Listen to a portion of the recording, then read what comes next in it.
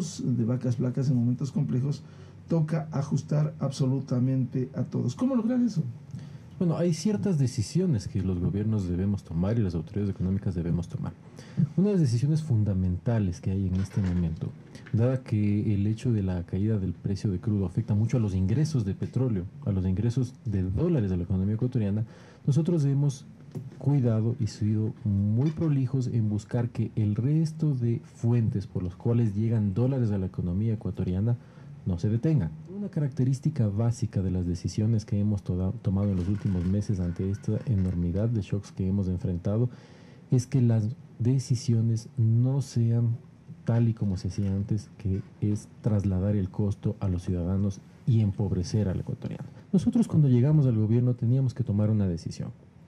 Y de ahí normalmente hay dos alternativas. Todo ese ahorro que genera el gobierno al no gastarse en gasto corriente todos sus ingresos, el gobierno nacional ahorra 10% del Producto Interno Bruto. No me lo estoy inventando. Las cuentas nacionales que están publicadas por el Banco Central lo demuestran así. Gobiernos anteriores a este ahorraban en promedio apenas entre un 4 y 5%.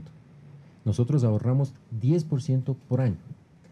¿Cuál es la diferencia? ¿Y dónde está eso? Perdón, para ir despejando. ¿Dónde está ese 10%? Esa es justamente la explicación que tenemos que darle. 100.000 millones, 10.000 millones está guardado. Ya. ¿Cuál es la diferencia? Esos 10.000 millones, normalmente los gobiernos tienen dos formas de decidir qué hacer con ese dinero que no se gasta en gasto corriente. Unos gobiernos privilegian el ahorrar generando fondos financieros.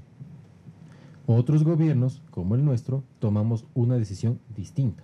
Es ese ahorro traducirlo automáticamente a inversiones. Está en un flujo de inversión del gobierno que ha hecho en promedio en los últimos 3 años por lo menos entre 6.000 y 7.000 millones de dólares de inversión anuales. Ahí está el ahorro. Desde luego también tenemos fondos, pero tenemos fondos diferentes de los que estilaban tener esos gobiernos antes de nosotros. Esos gobiernos tenían fondos para comprar y pagar deuda. ¿Sí? Y tenían fondos para generar proyectos, decían, en el sector eléctrico, proyectos que nunca hicieron. Entonces la pregunta que se debería hacer a los que fueron funcionarios de aquellos gobiernos y que ahora son analistas es, señor, usted dijo que tenía un fondo para comprar deuda y generar proyectos eléctricos, ¿por qué nunca lo hizo? Nosotros tomamos una decisión deliberada y opuesta, es, señores, vamos a invertir esos recursos, pero generamos otro tipo de fondos, de los que suelen olvidarse los analistas. Es que el Ecuador tiene guardado, y en recursos, no nos olvidemos, el país tiene recursos públicos y también hay recursos privados, ¿no? El Ecuador tiene guardados aproximadamente más de 3.000 millones de dólares en el seguro de depósitos y en el fondo de liquidez, que están ahí, intactos, intocados en el exterior, para cualquier emergencia que pudiera traducirse en inestabilidad del sector financiero. ¿De dónde proviene eso? Eso proviene del sector privado. Básicamente son normas que han obligado a que las entidades del sector privado guarden este colchón de recursos para evitar algo que fue lo más trágico que ha vivido el Ecuador. Que no nos olvidemos, la crisis de finales de los 90, por mala administración de los bancos, ¿a quién la hicieron pagar? A los ecuatorianos y al Estado. Este gobierno lo cree de una manera diferente. ¿En dónde están? Están en el exterior. Están básicamente en el Fondo Latinoamericano de Reservas y en el Banco de Pagos Internacional, en el BIS, en Suiza. Ahí está ese dinero intocado en caso de que hubiera alguna necesidad. La cifra exacta de cuánto asciende la reserva al momento actual es de aproximadamente 3.500 millones de dólares. Ese es el saldo de la Reserva Internacional. ¿Y cómo se descompone? ¿Qué es la Reserva Internacional? Para contarle a la ciudadanía, porque eso es muy importante. La Reserva Internacional es una cantidad de dólares que están depositados en el Banco Central y que a su vez el Banco Central los tiene en el exterior.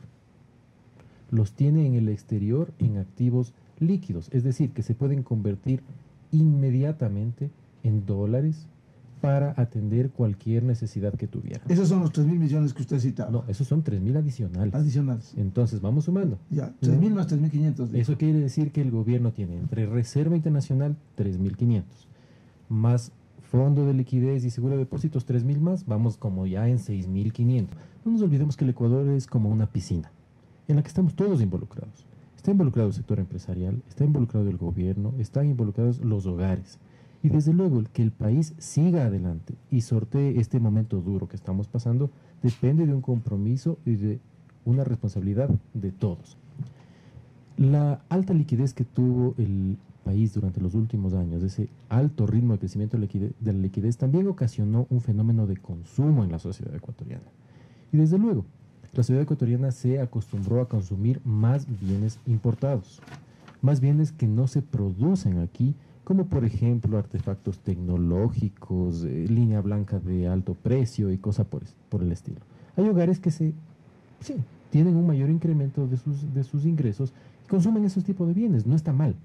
Pero cuando hay una merma en el ingreso nacional por exportaciones, en este caso de crudo, hay que hacer ciertos ajustes.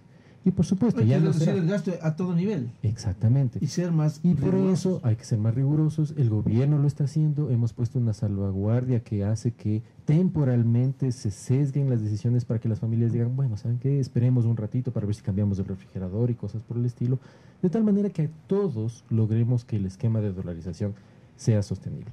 La falta de ritmo de crecimiento de la liquidez, dada la enorme caída del precio de crudo, que se redujo prácticamente a la mitad, ha hecho que ingresen 7.000 millones de dólares menos el año, esa es la expectativa del año completo, 7.000 millones de dólares menos de lo que estábamos acostumbrados. Eso se traduce automáticamente en que la piscina de dólares, que es la dolarización, tenga un flujo mucho menor de ingreso de dólares. Pero el ritmo al que salen los dólares por importaciones, por pago de deuda pública y pago de deuda privada, por la salida de, por ejemplo, rentabilidad o dividendos de la inversión extranjera directa, todo eso son salidas de dólares, ha hecho que la piscina tenga un flujo de entrada menor y un flujo de salida que se ha reducido también, pero en menor medida. Por lo cual la liquidez total de la economía ecuatoriana sí se va a ver un poco reducida. No obstante, ese es el rol del Banco Central. El cuidar que esa reducción de liquidez no sea demasiado fuerte y no nos genere desequilibrios. Razón por la cual ustedes habrán escuchado al propio presidente, al ministro de Política Económica, al ministro de Finanzas decir que el mayor compromiso de las autoridades económicas en este momento es preservar el esquema de dolarización dentro de los equilibrios económicos.